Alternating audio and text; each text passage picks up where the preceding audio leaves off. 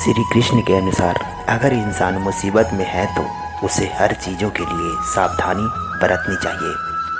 संकट काल में सीमित अवसर होते हैं और चुनौतियां बड़ी होती है।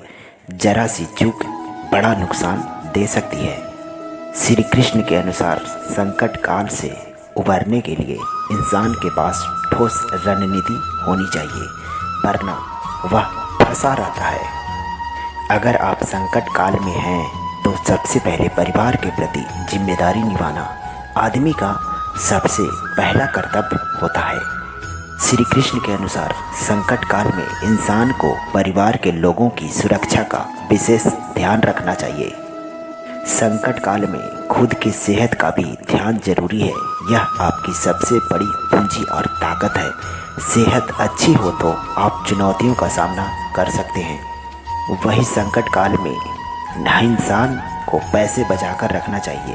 संकट काल से बाहर निकलने में पैसे काफ़ी मदद करते हैं। मनुष्य के भौतिक जीवन में पैसे का जरूरी साधना है।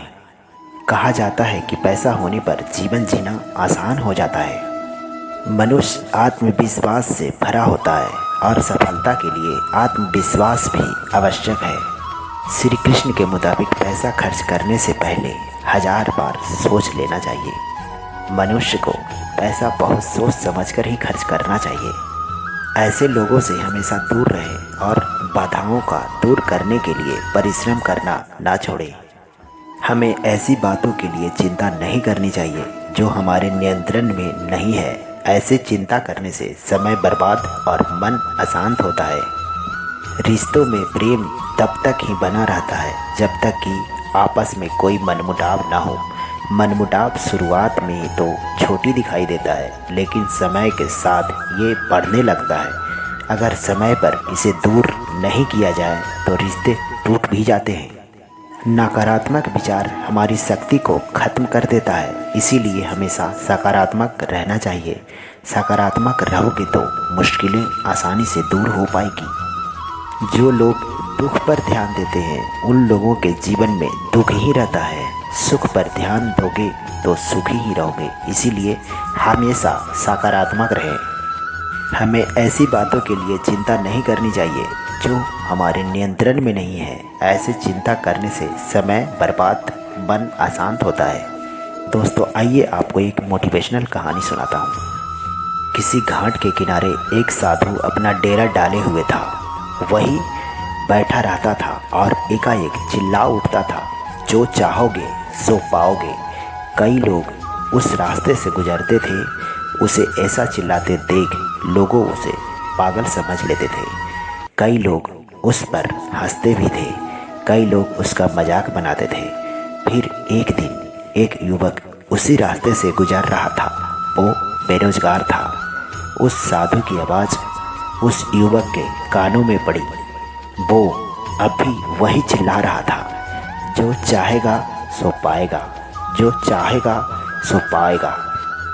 यह सुनकर युवक साधु के पास पहुंच गया और उससे पूछना चाहा कि क्या सच में जो चाहूँगा वो मिल जाएगा? क्या आप सही में मुझे दे सकते हो?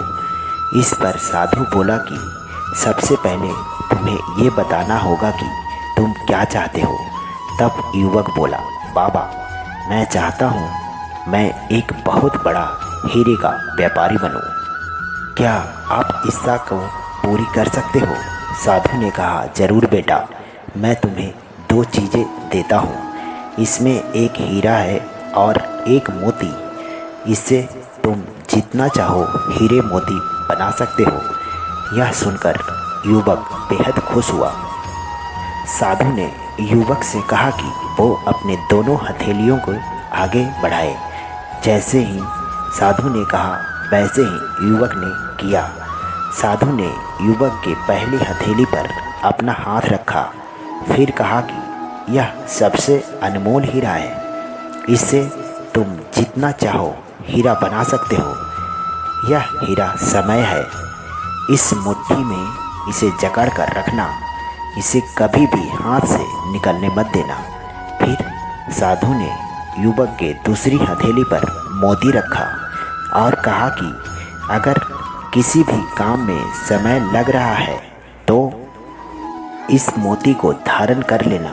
यह मोती धैर्य है, इससे तुम जो चाहो वो हासिल कर पाओगे।